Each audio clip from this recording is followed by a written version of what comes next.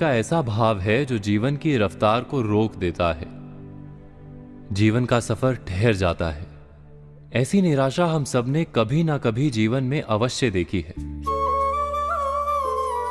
जब लगता है कि संसार शत्रु है, हमारे सुख का मार्ग सदा के लिए अवरुद्ध हो गया है, श्वास जब बोझ बन जाती है और जीवन का अंत लुभावना लगता है, हम मानते हैं कि आशा यदि जीवन है तो निराशा मृत्यु है। किंतु क्या ये सत्य है? आशा के अभाव का नाम क्या निराशा है? शब्दों से ऐसा लगता है, पर वास्तव में आशा और निराशा का कोई संबंध ही नहीं। वो कैसे? एक बार विचार कीजिए कि आशा क्या है। हमें संसार पर और समय पर विश्वास है कि यदि समस्या है तो समाधान भी होगा, यदि इच्छा जन्मी है तो उसे पूर्ण करने का उपाय भी होगा, यदि कोई मंजिल है तो रास्ता भी अवश्य होगा। और हमारा अनुभव भी तो यही कहता है कि देर सवेर हमारी इच्छा अवश्य पूर्ण होती है। शर्त है कि उस इच्छा को पूर्ण करने के लिए जो मूल्य चुकाना पड़ता है वो चुकाने को हम तैयार हों। जैसे कहीं पहुंचने के लिए घर का आंगन छोड़ना पड़ता है। घर छोड़ने का मूल्य चुकाने वाला अवश्य मंजिल पर पहुंचता है। श्रम करने वाला परिणाम अवश्य पाता है।